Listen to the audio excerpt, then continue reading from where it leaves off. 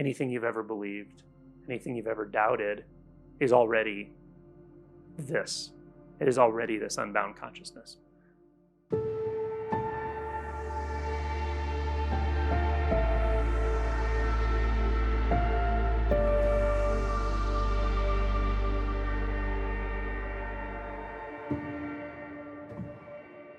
So these spaces are wonderful opportunities to deepen your insight, deepen practice, deepen your surrender.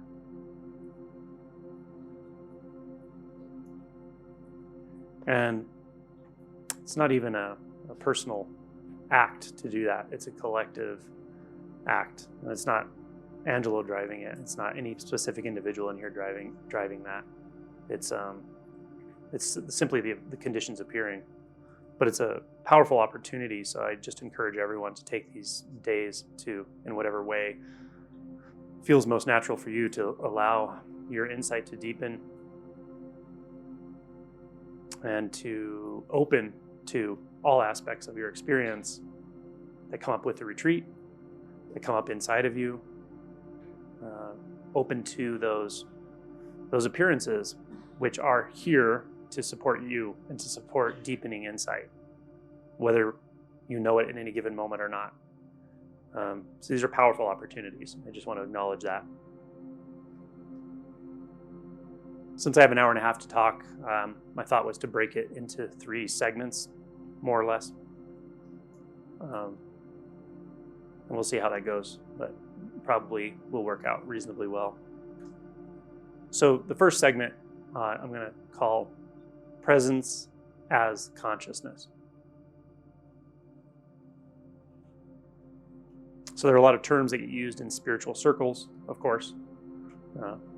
Presence, consciousness, awareness, God, source, basis, depending on where you're from and what you are oriented toward. Substratum, life, right? And that's fine. It can sometimes be nice to speak in a way where we intermix terms, kind of like a poetry maybe. But I want to be a little more precise in these talks about what I mean when I use the words presence and consciousness, and then the other 2 portions that I'm going to talk about afterward. Presence as consciousness is essentially the goal of the first phase of realization in my experience, give or take. Now, as I say frequently, everybody wakes up the way they need to wake up.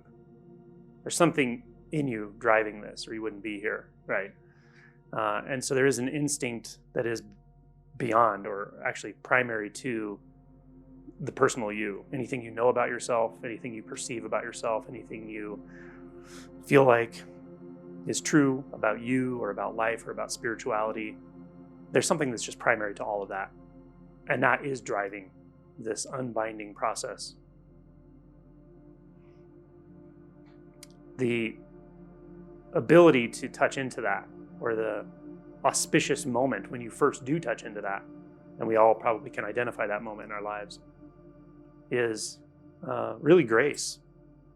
It can sometimes seem like a small thing, or maybe in the moment it doesn't seem like a small thing, but we kind of overlook it later on. But that first touch in, that first recognition is so important. The busy mind can overlook it easily.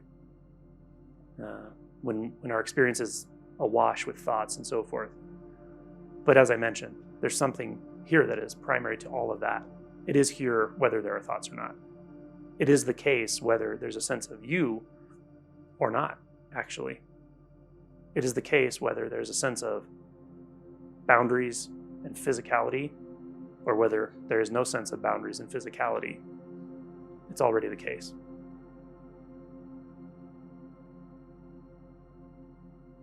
When we first touch into that, and that conduit of touching in is what I'm just going to call our instinct.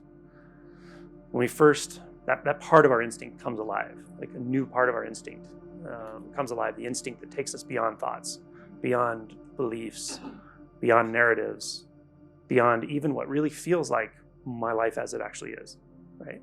That instinct, once that comes online, once that starts to illuminate, it is your guidepost. And my job, in one sense, is to just keep reminding you of that guidepost that is available to you at all times. It's always in your experience. The more you learn to trust it, the more you learn to trust that guidepost, the sort of more this process accelerates, this process of unbinding accelerates. And it can accelerate to a sort of crescendo at some point. This is as somebody's approaching that first awakening, Kensho, Satori, however you want to say it. As somebody's approaching that, there's this sort of acceleration that happens. It often just feels like a dropping of the narratives, or it may feel like literally an unbinding. You're unbinding from the narratives of mind that say, this is who I am, this is where I came from, this is where I'm going, and this is what spirituality is about. And I know all of that, and I'm sure of it, and I'm orienting to it. Even if it's changing, I still keep trying to orient to it. All of that just starts to kind of dissolve, right? And it can be disorienting by nature. But we're also starting to drop in to alignment with that instinct, that instinct that is itself a conduit to that which was never born and does not die. That which is primary to all experience, but is also intrinsic to all appearance. It's never not here, it's never not the case. But you're not going to define it. You'll never give it a label that would stick. It won't make sense. And the mind will churn and trying to grab onto what I'm talking about. But it's okay, let that churning go. Let it happen. It's just thought. So as this acceleration continues, and the unbinding is starting to kind of get legs of its own, let's say. One way or another, we start to feel often like something is overtaking us, like we're actually kind of being overtaken. Can be scary. I often mention this thing I call the fear barrier, not to make it a goal for people to look for, because that doesn't help. And it's not necessarily a litmus test for insight. I just say it because when it comes up for people, it can be surprising. It can be intense. So hopefully you remember, Angelo said this can happen, it's okay. And you'll realize, even in the midst of something that may feel like intense fear, for instance, that really we don't have to grab onto a thought or label or definition or explanation for it. We can just let the experience actually deepen the acceleration or sort of catalyze that acceleration. And as this is happening, we often feel like, okay, I'm along for a ride now. I thought I started this process, but whatever's happening now, I'm not in charge of it. But fuck it. Like, I've suffered enough, This is my experience. It may not be yours. Suffered enough. If this kills me, so be it. I can't suffer one more minute, period, because it's too much. And once it really starts to take on that sort of life of its own, the realization is feels bigger than you, beyond you, primary to you. You all of a sudden you can't discern yourself from it anymore. It's an interesting thing. It can suddenly feel actually really neutral in a certain way, but very profound simultaneously. That whatever this that was taking over, or whatever this that was kind of building this acceleration had started to really overtake me. Actually, now I can't distinguish me from that. It's like almost like you suddenly realize, wait a minute, none of this looks like I thought it was. None of this. The thoughts, the internal landscape, the emotions, the sensations, the colors, the movement, the sensations, all of it, it's one thing. It's not a thing, but it's one doing. There's a nice term in Zen, a phrase in Zen, one doing. Doesn't mean one person doing something. It means there's just one doing. It's kind of what I pointed at when I described being in retreat. This is one doing. You're not on an individual retreat, no matter what you think you're doing. It's not like that, right? So anyway, that's realization. That's that initial shift in identity. And you may or may not have other specific insights that come along with that, but you won't care. It doesn't matter, because again, it's just flow. It's just like, oh my God, like it's like you remembered something that you forgot so long ago and suffered. Then you realize you never even forgot it. It's like, what the fuck? Like there's no problem. There's no anything. It's just flow. It's just simple. It's just what is, just what's appearing.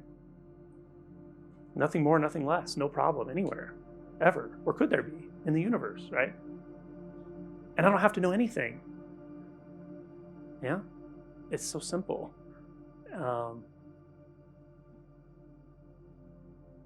This is presence as consciousness. Consciousness being everything you've ever thought, everything you've ever thought that was, everything you thought there could be, every way you've ever thought about yourself, every way you've ever thought about other people, every way you've ever perceived your relationship to other people, every way you've ever perceived God, spirituality, pain, pleasure, all of it is all the same. It's consciousness. You may or may not recognize it as consciousness in the way I'm saying it, but that is the insight. For some people, it's a sense of I am, right? As I mentioned, all of a sudden you realize you are not separate from whatever that overtaking experience was. And when it really dawns, it can just feel like, oh, I am. That's it. It's so simple, right? If that expands and deepens, it will feel like I am everything, and nothing is excluded. So there's some variation to how deep, I guess, experientially this first shift goes. But the insight is the insight. And you may call it different things, and you may not want to call it anything. I wasn't inclined to name it. I wasn't inclined to call it anything at all. I wasn't inclined, nor probably even could I stand back from it to define it or anything. Wouldn't have made sense. But it was damned obvious. And it was always there. Always here. Always here. Could never not be here. I distinctly remember once it was recognized,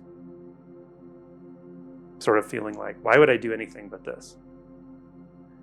Like, it's already here. I'm not doing it, but why not just sit with it?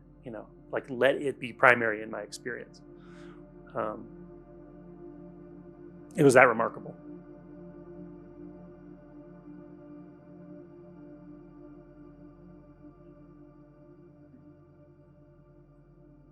And it is that remarkable. And it's here right now. Whether you are aware of it, not aware of it, so merged with it that there's no it, still there. Has a bit of a whimsical quality at times to it. Yeah. Right? Yeah. Tony Parsons has a nice quote. I heard him say once, your true nature stands on your shoulder and like watches you look around for your true nature. I might even say it's not standing on your shoulder, it's looking through your eyes. Looking out, seeing nothing but itself. Wondering where it is. So, yeah, that's presence as consciousness. And I did a retreat in Taos recently, and for whatever reason, the topic of that retreat, the thread of that retreat was consciousness. We talked about it quite a bit, delved into it, and I felt like I often do when I'm talking about unbound consciousness, which is what is realized essentially. The unbound nature of consciousness as primary experience, the ocean as primary experience, not the wave that you thought you were. But when I talk about it, it can be tricky, honestly, because even with an awakening, like I said, you don't tend to want to label anything, and there's and I wouldn't encourage it in any way.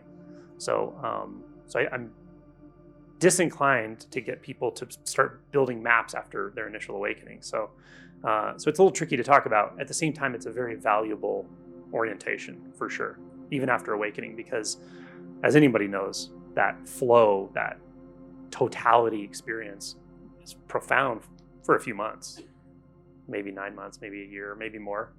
But at some point, then the wall of shadow comes. And that's the second part of this talk today. And when that happens, it's not like the consciousness is not there. It is still there. But we have to talk about a different quality of presence, and that's going to be the second part. So before that, it's so readily available. This experience of unbound consciousness is so readily available that often I encourage people not to do anything specific. Like right after an awakening, say, let it deepen itself. It will. There's nothing for you to do, and you know that, right? I'm not going to give you a bunch of tools and practices to get you up in your head or make you start exerting effort. What are you going to exert effort on? There's nothing to exert effort on. Effort is efforting, and relaxation is relaxing. It's simple. However, as we move forward, as realization deepens, as we go through shadow material, and as we go into deeper stages of realization, it can be really helpful to remind yourself of the nature of consciousness. And a very good way to do that is through meditation. But in this case, a sort of specific type of meditation and some kind of reminders of what I'm talking about. And so like in this whole talk, I'm just pointing to consciousness. And I think many people here really get that. They're resonating directly with it. Many people here have had awakenings. I don't know if everybody has, but many people have. And that's great. But it's still, that's what these pointings are. It's just to sort of remind you that what opened in that first big shift never closed. It's not gone anywhere, of course. It's right here for you at all times. And when we, again, hit the shadow and start moving into deep emotion work and all these other things, it can feel like it's not there. But some of your practice, sitting in unbound consciousness, with the direct recognition of it, can be really powerful and really helpful. It can really soften those vasanas that are going to come and go for some time. And then even in deeper realization, deep stage realization, it's one of the 6 sense gates, and it's a sense gate that can be endlessly purified in my experience. It gets subtler and subtler and subtler and subtler, but it can be endlessly purified, and you really start to engage more directly the roots of suffering there. So anyway, the point of that was to say that there is value to resting in, working with, reminding yourself of, meditating with unbound consciousness all through this whole process. So what is that, right? Again, it's anything you've ever thought, anything you've ever perceived, anything you've ever believed, anything you've ever doubted is already this. It is already this unbound consciousness. I really do like, it's been used a lot, but I really do like the ocean and the wave analogy. When you've felt like a wave for so long, smashing against the rocks, short-lived, fearing your own demise as you merge back into the nothingness, that's an uncomfortable way to live. You could call it suffering, perhaps. But when it's suddenly clear that you are the entirety of the ocean, clear, I don't mean you believe it. It sounds good, sure. But to actually realize it, that's what it is to realize unbound consciousness. And then, like whatever could possibly stir in this mind, in these thoughts, in this perception, in this perceptual field is already the ocean. Always has been, always will be. This ocean doesn't exist in time. This ocean is not even confined to space. It's infinite beyond dimensionality. It's infinite beyond temporality. So it's always immediately available and all-encompassing and accommodates everything.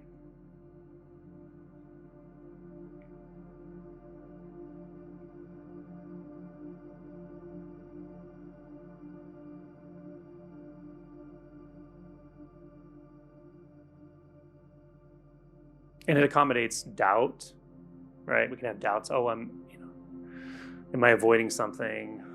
by resting in unbound consciousness.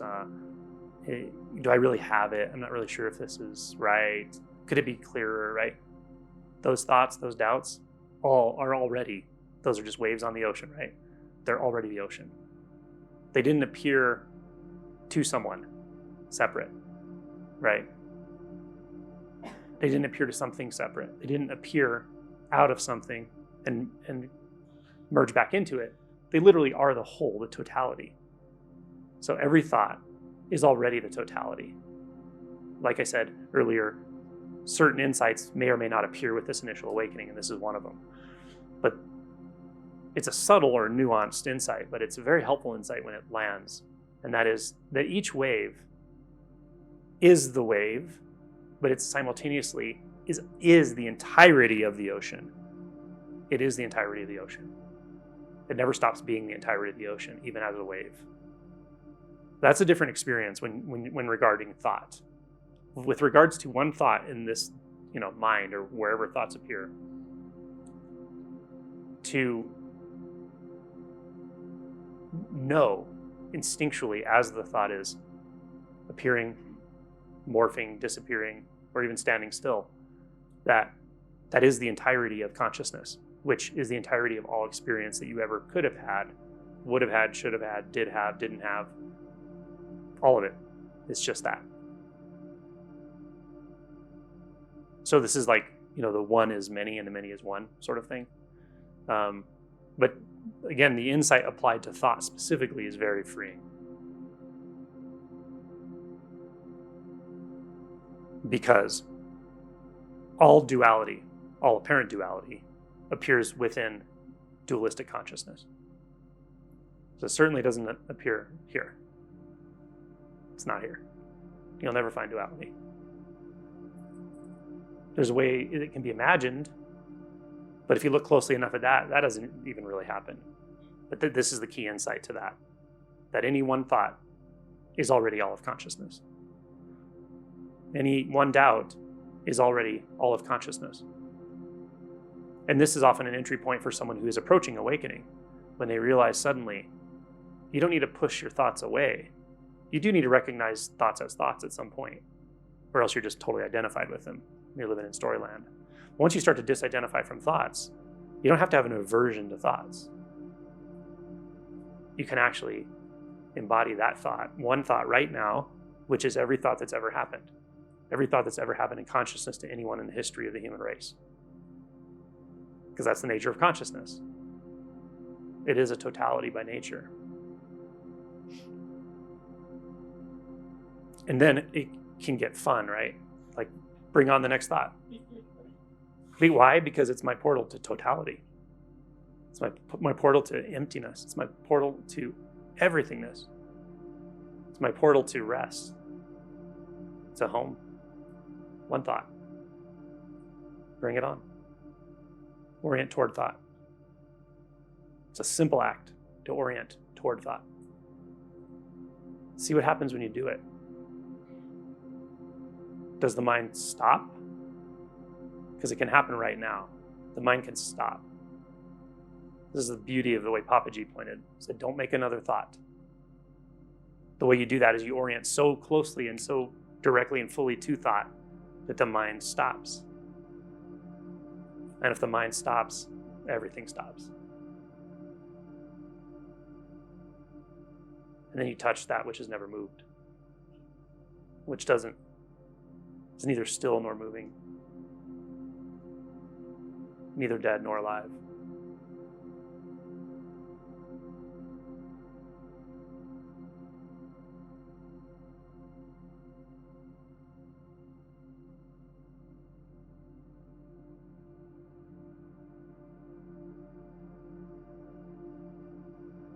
And then from that place that is always stopped, doesn't never move,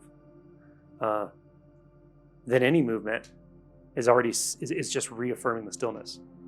Any sound is reaffirming the silence. That's kind of cool. Any sensation is reaffirming the profound, deep emptiness that also feels rather full.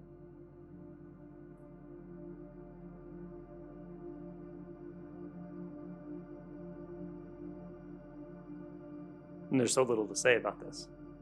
It's the beauty of it.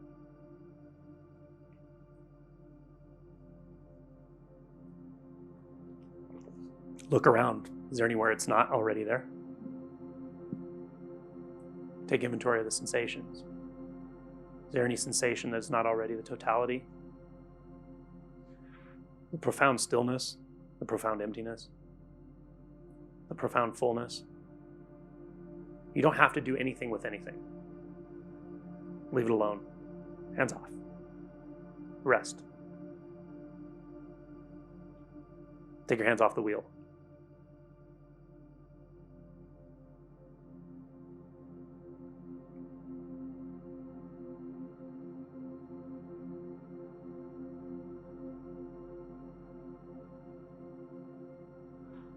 And then consciousness is that infinite totality, that infinite contact. I guess totality is infinite by nature, but infinite contact, and always home. Every step is home. Quote by Dogen. Every step I take is home. I think he said, do not ask where I'm going as I wander this empty world. Every step I take is home.